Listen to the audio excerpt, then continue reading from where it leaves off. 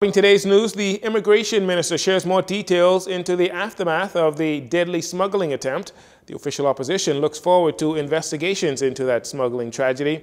The government looking at more than $500,000 to satisfy beach and parks contracts from the previous administration, and the Russians list the Bahamas as an unfriendly country.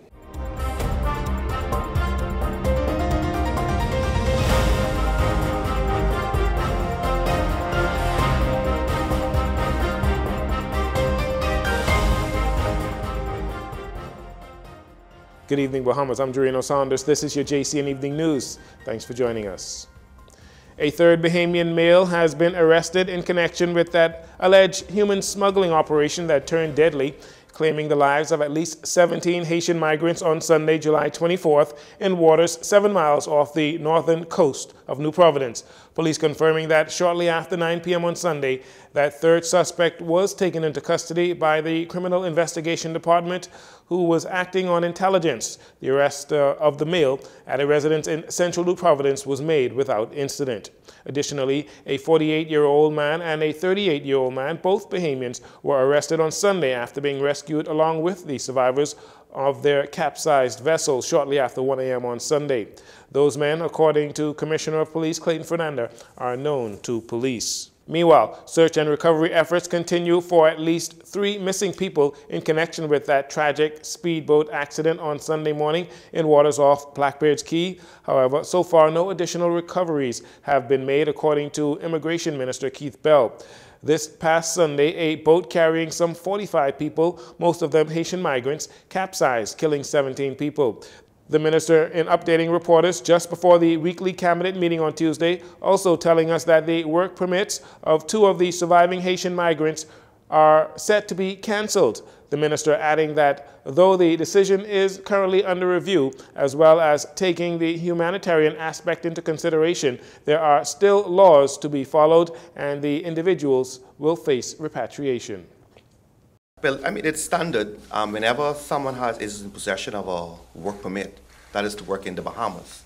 And if they are caught, based on the information that we have coming from the police and the investigation, it would appear that they were engaged in an illegal smuggling operation, and therefore, which is an offense in the Bahamas, and therefore you cannot be in possession of a work permit if you commit an offense. That's grounds to cancel that permit.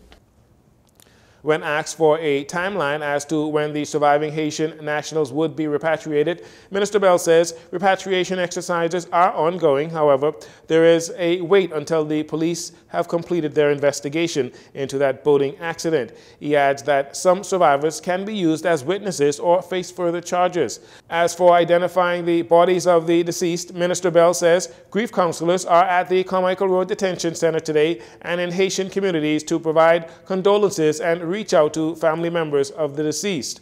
Asked about the possibility of family members being apprehensive to come forward due to fear, the minister spoke on the positive relationship that exists with the Haitian community and his ministry. Well, we have the Haitian community. We have a very strong relationship with the ambassador and certainly other persons, the consuls who are going into the detention center. And we hope that they would also get information that would assist us in the investigation to reach out to the other persons who were lost at sea.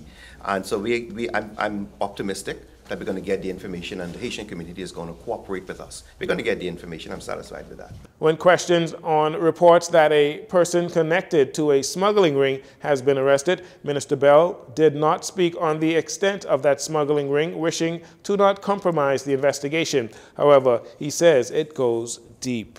In circumstances where we're talking about loss of lives, we cannot necessarily put a cost on that. We will be out there, and I'm sure that the Minister of National Security would agree with me, as long as it takes to recover the remains if there are any more at sea. And once we get the experts, that is the Royal Bahamas Defense Force, who's leading that charge, once they are satisfied that they are beyond recovering any bodies, etc., then they will advise the minister, who will then make a decision. Many in the country were shocked and saddened this past Sunday when news broke of a capsized 30-foot speedboat in waters just off Blackbeard's Key, and even more shocked and saddened when the news that it was that of a human smuggling operation gone terribly wrong. Minister of Foreign Affairs Fred Mitchell on Monday sent out the following warning and words of advice to those who may be considering taking such enormous risks with their lives. We again urge smugglers to cease and desist and to tell people not to take these journeys. They are dangerous and smugglers are unscrupulous. It is all the more important for agencies such as the International Organization for Migration to continue its presence here. We are very concerned that there is a plan to shut that office down. Again, police have in their custody 3 Bahamian males believed to be a part of a human smuggling operation. National Security Minister Wayne Munro on Monday told reporters if investigations find that the men were operators of the vessel, he expects them to be charged with not only human smuggling offenses, but homicide charges as well. He added there will also be investigations to discover how the operation was put together, whether it was localized, involved international partners, or a transnational organization. That said, Free National Movement leader Michael Pintard says the opposition is looking forward to the results of a full investigation and thorough investigation into that horrific boating accident that resulted in the tragic loss of life early Sunday morning. Mr. Pintard, in a statement, says the opposition is resolute in opposing any form of human smuggling and supports swift and deliberate justice for victims and punishment for any perpetrators.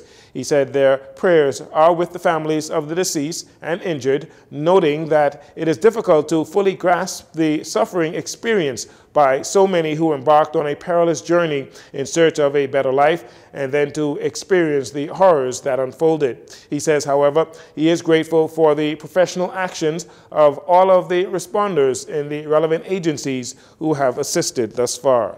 The Bahamas does not have the capacity on its own to take and house untold numbers of migrants from Haiti or anywhere else. And we do not have the capacity on our own to continue to deal with the influx of migrants. Home then becomes the responsibility of our country to house and to feed and to look after socially and the rest of it.